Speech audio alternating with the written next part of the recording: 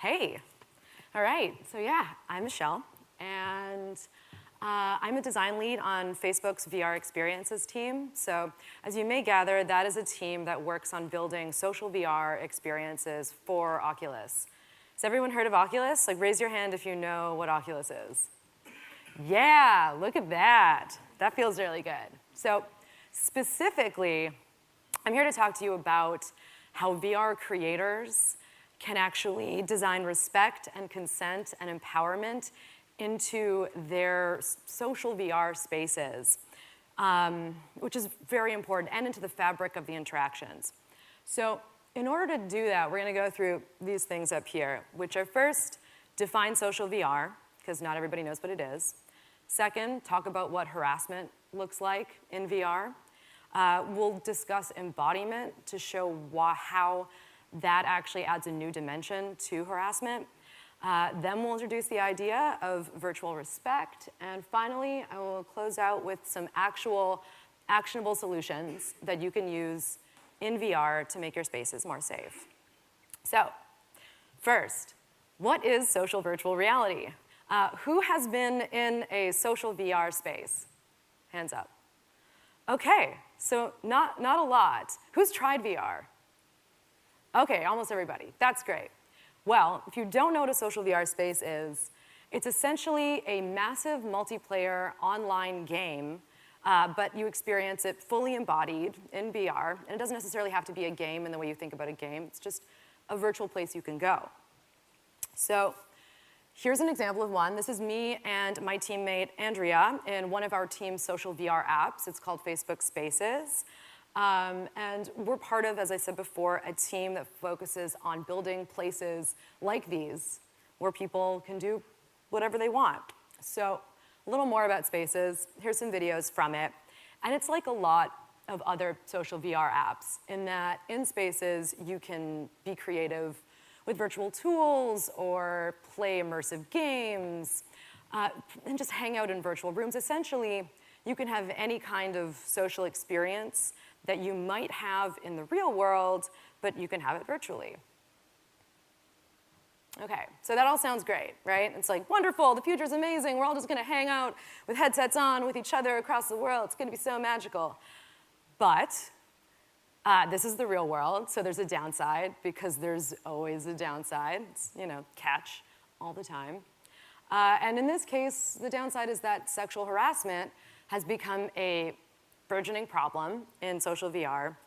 And because that concept can sound really weird at first and kind of hard to picture, I'm going to start with some role play. So I'll direct you to look at this as more of a kind of background image, but let's all imagine right now we're about to go into our first social VR experience. So if you were going to do that, let's imagine you need to set up an avatar, obviously.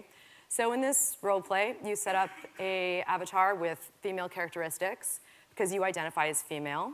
You choose an outfit that seems perfectly appropriate. You're quite happy with it.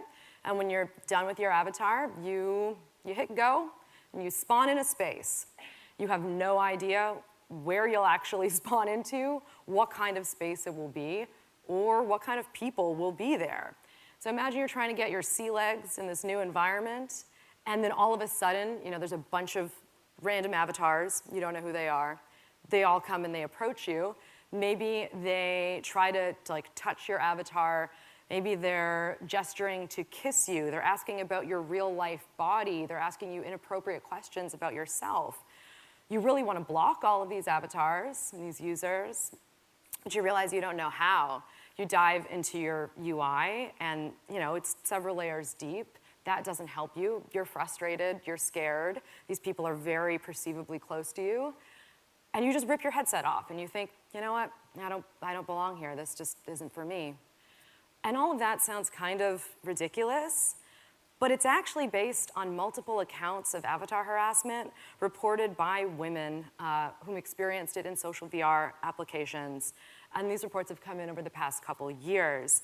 It is almost literally based on the story in this article, in which a staff tech writer at The Atlantic, now named Taylor Lawrence, reported pretty much exactly what I just described. And this is just the beginning.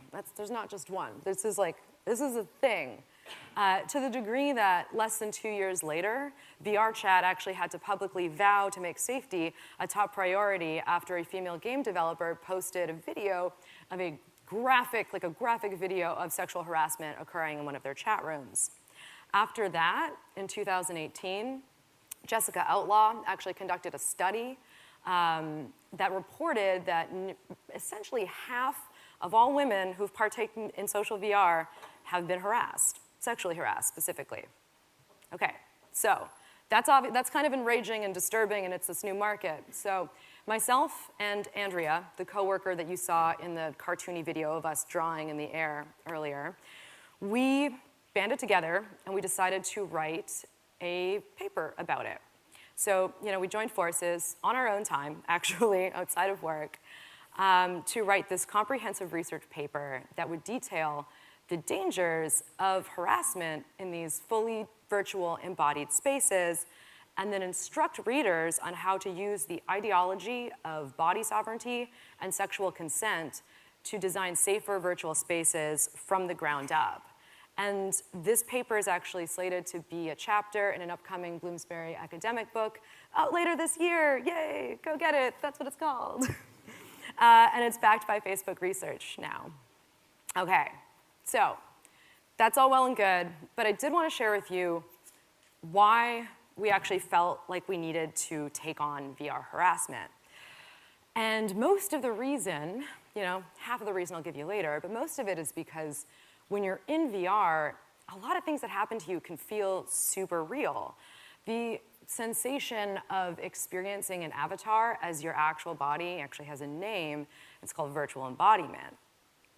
So I do want to clarify, though, that as a person in VR, that what's happening, on a core level, that what's happening to your avatar is not actually happening to your real body. It's just that having this virtual extension of yourself can produce very transcendent, strange effects. So, for example, the rubber hand illusion. Who's heard of the rubber hand illusion? All right, good numbers on that one. So for those of you who don't know, it's an experiment. I'm going to put the clicker down for a second so I can put my hands out. So it's an experiment in which your hand is placed on a table, hidden from you. A rubber hand is placed in its place, where you look at the rubber hand, and your hand and the rubber hand are stimulated at the same time. So you begin to absorb the rubber hand almost into your body conceptually. And then at some point, somebody brings out a knife and goes to stab the fake hand, and generally people kind of jump back and they react as though that's happening to their real hand. So this study has actually been conducted, I believe, by Mel Slater in virtual reality, in which it creates and produces really similar results. So essentially, when somebody violates your virtual body, it doesn't feel physically real, but it feels emotionally real. And this is worrisome because, spoiler alert, harassment on the internet is a thing. It's very much a thing. From trolling in chat rooms in the 90s to cyber stalking and all the atrocities that happen on social media to YouTube comments themselves. Every time that accountability isn't necessarily thought of in new platforms, abuse just sort of follows. And because virtual environments can feel so real, VR gives harassers and trolls terrifying new ways to attack people. That's why this is important. So that's where the inspiration for designing virtual respect comes from. The feeling that everyone deserves to be able to feel safe in VR or in any space. And a theory is that this concept was so obvious to us as the authors of that paper because as women, we think a lot more about safety in real life. If you don't believe me, I imagine you do, but just in case you don't, here is this Jackson Katz experiment. So in this experiment, he asks men and women what they do on a daily basis to avoid being sexually assaulted. For women, the list begins with, hold my keys as a potential weapon. Continues on to check the back seat before getting in the car, always carry a cell phone, never drink too much, never put my drink down and then come back to it. always watch my drink being poured, carry mace, have an unlisted phone number. I mean, you get it. You understand. This is only a third of the list, by the way. For men, the average answer was, I don't think about it. And that's a big difference in terms of outlook on safety. So we knew that it was important to look at the problem of virtual reality harassment from our unique perspective as women in VR. And in order to start that, we decided to look at consent language as a kickoff point. And having written our paper in the year of Me Too, we had a ton, like almost too much consent-focused debate in the media to stay inspired and stay motivated by. But in order to do all of this, we started with primary definitions of consent. This is one from a book called Yes Means Yes, stating all people should have complete ownership of their bodies and the interactions that occur to them. It's obvious, right? So we grew that practice of just looking at consent in general and definitions of consent into looking at body sovereignty and ownership as like an interactive principle, like a principle by which we would design. And that we could use that as a principle in designing virtual spaces. So we began to think of this concept as designing virtual respect, which we define as a state of being in which everyone has the comfort and autonomy to be their fullest self. It doesn't mean it's a restrictive environment. What it means is just everyone can have the experience that they are anticipating and that they want. Okay, that's a lot, but how do we actually do this? It's a lot. How do we actually bring consent and empowering tools into the virtual world? Well, so we had a feeling that it would be tools that could empower people that they could use while in VR. And that theory extends to say that we thought that we could develop these tools and conceive of them by looking for consent acquisition paradigms in the real world that are in our everyday lives, and then proposing virtual equivalents to all of those experiences and interactions. So that's the basis of the paper. But in order to actually do that, we were going to need sort of like the philosophy for creating a code of conduct. So in order to do that, we looked at the work of anthropologist Edward T. Hall, which I hope you're all familiar with. But if you're not, he explored how people in different like real-world spaces will behave differently in those spaces. And he divides these sort of spaces of experience as like distances from the body. And this is what they look like. This is sort of the list of them. They're called Hall zones of interpersonal space. So in the real world, as we understand and we are socialized to understand, each zone has an established code of conduct that offers us explicit rules on how to behave, what's acceptable, what's not acceptable. Every time you or I walk into a space in the real world, we kind of know what's appropriate to do there and what's not. Like, you know, you should probably wear shoes when you go to a restaurant, etc. So we use those zones to divide virtual space, because it makes sense. Like, VR is just another space that you can inhabit. So what I'm going to do next is go through all the zones. There's only 4, it's not a whole lot, and talk about what we can do at every zone to try to design safety into the experiences themselves, or at least design empowering tools and allow people to actually have the experience that they want to have. So to start, we'll start with intimate space. I didn't describe the proximities of each space when looking at them, but we'll walk through them here. So an example of an intimate space in the bedroom is kind of anything that's super close to you. So a bedroom is a really great example. So to build safety into virtual intimate spaces, we suggest that you surface granular controls to users before intimate experiences actually have the opportunity to happen. So what that means and what the inspiration is above. We actually looked at something called yes, no, maybe charts as inspiration for this. These are procedures in which individuals who are in an intimate, generally sexual relationship, we created a fake one just for suggestion purposes because we didn't want to like invade anybody's lives with a real one. But essentially, a couple or multiple people, will list all acts imaginable, and then they'll sort of rate them on things that they would want to do, things that they would absolutely never want to do, or things that they might consider under special circumstances. So that way you've got sort of a layout for what's possible and sort of like a pre-discussion. So the versions of that would exist in VR are these sort of granular control systems that allow you to define experiences up front. So our example that we're using, it's on screen, is actually from Rec Room. And what it shows is granular controls inside the interactions panel of the settings dialog, where here a user gets to choose the size of their safety bubble, and they can do so before they actually interact with any people, so before they go out into any public space. And what safety bubble means is it's an area of which people actually cannot enter.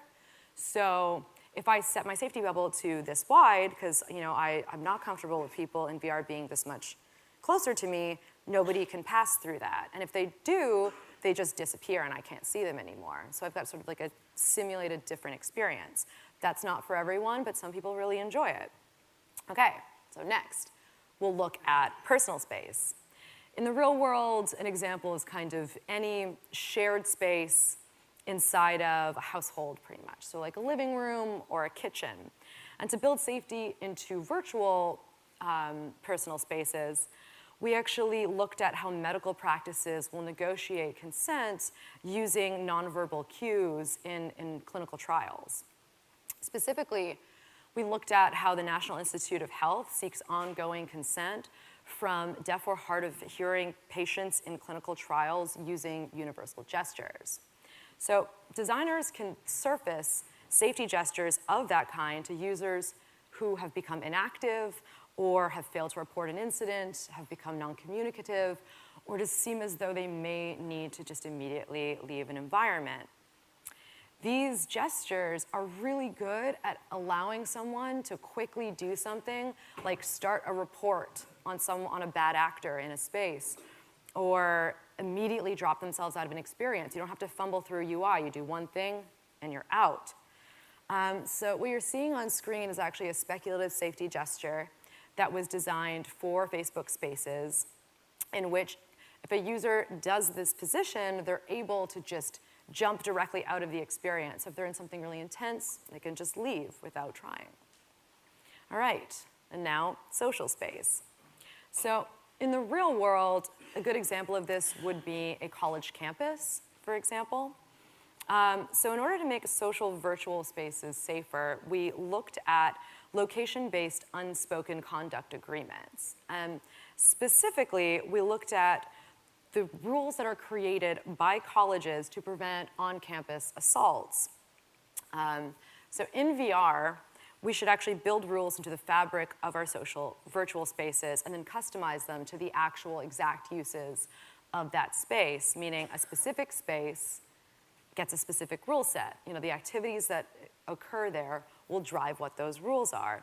The example above is again from Facebook Spaces, in which users are greeted with a conduct code when they are joining an experience that is directly coming out of a Facebook group. So this is a virtual space that is spawned from a pre-existing group of people, and we just sort of remind them of that specific space's conduct.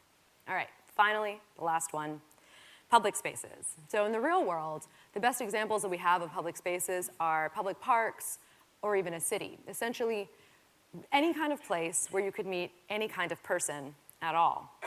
So to ensure inclusivity in virtual public spaces, we actually advise that we look at real-world law systems as an inspiration point.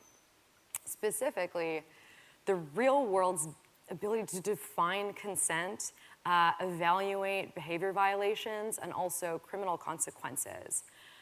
Pictured on screen, we're actually seeing representatives in Congress in the United States who are pushing the Me Too Act to protect people in the workplace against consent violation.